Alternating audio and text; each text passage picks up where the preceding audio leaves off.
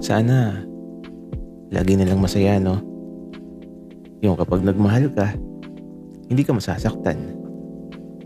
Yung nakangiti ka lang palagi, kasama yung taong pinili ng puso mo.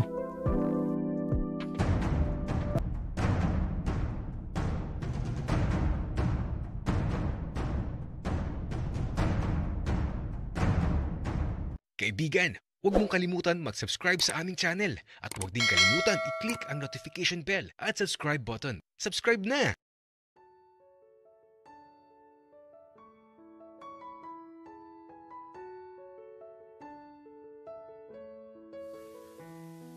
Napasarap ata ang tulog ko. Anong oras na ba? Nagising na lang kasi talaga ako dahil kay Bunso. Ginising na niya ako kasi kakain na daw kami ng hapunan.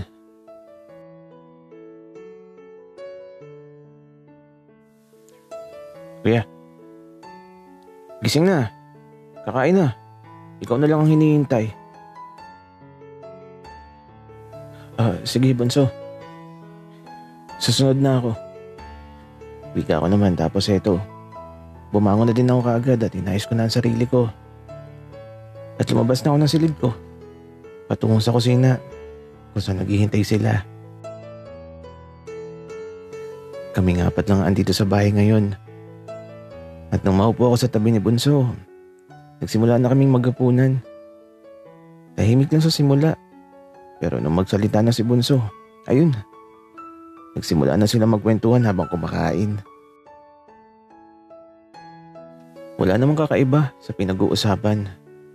Normal na kwentuhan lang tungkol sa nakaraan ni Papa at Mama. Nakikinig lang ako. Alam ko na kasi yun. Kataba si Bunso, biglang nagsabi kay Papa at Mama ng ganito. Mama, Papa, mamaya pala doon ako matutulog kay Nataki. Okay lang? Okay lang naman anak. Kung gusto mo doon ka na tumira. Wika naman ni Papa. Papa, pwede baga? Naku, magdadala na talaga ako ng damit. Tapos, dalawin niyo na lang ako. Anak, alam mo, bilisan mo nang kumain dyan at baka namimiss ka na ni Taki.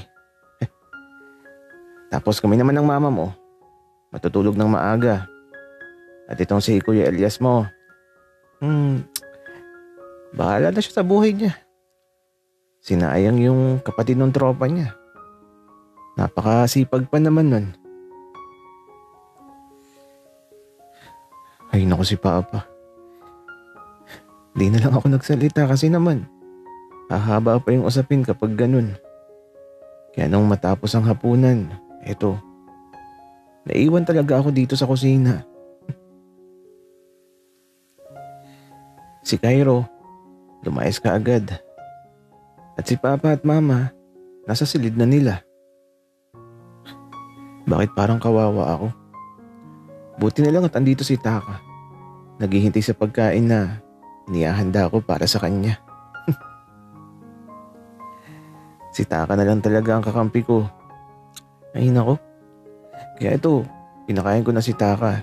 Tapos, naligo na ako. At dumiretso na ulit ako sa kama. At nahiga na ako. Isang mahabang gabi na naman ang dadaan. Habang nakahiga ako, naiisip ko yung mga sinasabi nila. Kasi parang napaka mapili ko masyado. What if pagbigyan ko ng kagustuhan nila? Ay nako, bahala na nga. Kaya naman, habang lumilipas ang mga oras, nakahiga lang ako. Naghihintay na dalawin ng antok. Kaya lang nung maramdaman kong inaantok na ako, parang malapit nang magbukang liwayway. Nakatulog na din ako. At sa mahimbing na pagtulog ko, di ko na namalayan ang paglipas ng mga oras. Kaya naman eto, sobrang himbing talaga ng tulog ko. Nagising na lang talaga ako kasi Parang may naramdaman ako na tila ba may yumakap sa akin. Pagmulat ko ng mga mata ko, sobrang nagulat ako na makita ko yung kapatid ng tropa ko na nakahiga sa tabi ko tapos nakayakap sa akin. Bumangon ako bigla sa labis na pagkagulat at hindi ko alam kung totoo ba ang nakikita ko. Kaya lumabas ako kagad sa silid ko. Kaya lang paglabas ko, mas nagulat ako kasi naman nandito ang tropa ko, pati tatay at nanay niya. Nandito din si Papa at Mama na nakatingin sa akin. Para ako matutunaw sa nangyayari. Naguguluhan ako hanggang sa magsalita si Papa.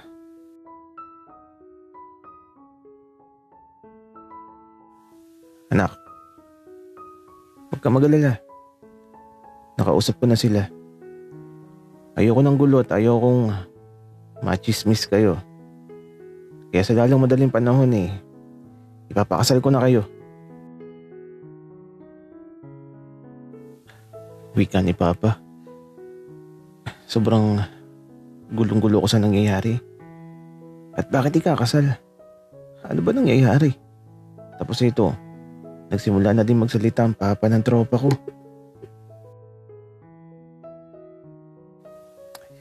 Iho,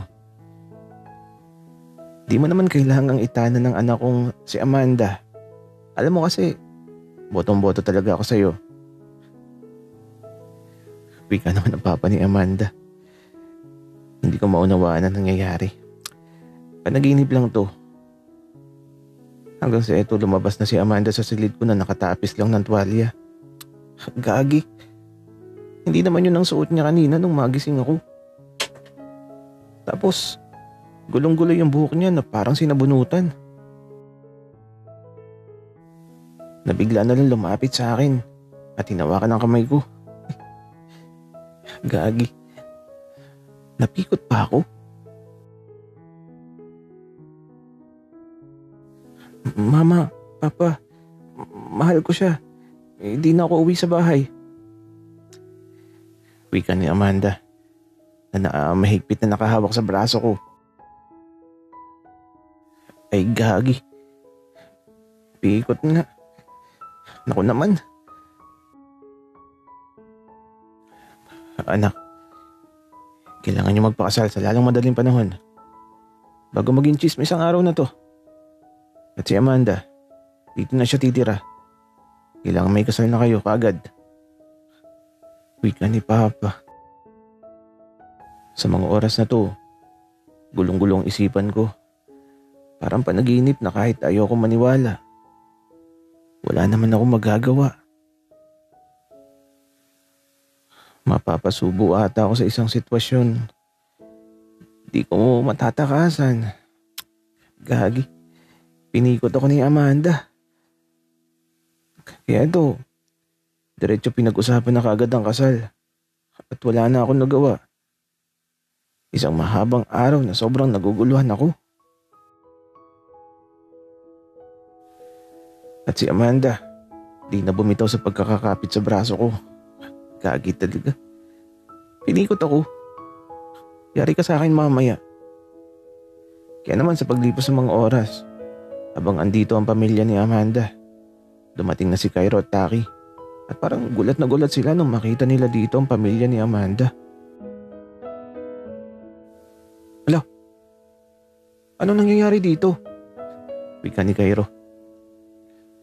Nak, ikakasal na ang kuya mo. Abay ka at si Taki. Ha? Bakit ang bilis, Papa? Bakit ikakasal agad?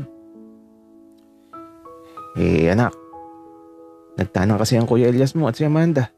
Ano ba bang magagawa natin? Kaysa pagchismisan, ikasal na lang. Hello, Kuya Elias, bakit parang di ka masaya? Wika ni Cairo sa akin. Pero di na ako sumagot. At ito, halos takip silim na nung umuwi ang pamilya ni Amanda. At ako naman, nasa silid ko, kasama si Amanda. Bakit mo ginawa yun, Amanda? Kaya lang, di naman sumagot si Amanda. Ngumiti lang siya. Kaya ako eto, tumayo ako at nagtungo sa may pintuan. At nilak ko ang pinto. Napangiti na lang din talaga ako. Okay, nandito na eh. May magagawa pa ba ako? Huwag kang sisigaw. Kung ayaw mong masaktan.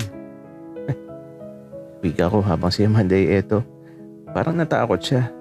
Pero ginusto niya to. Kaya wala na siya magagawa.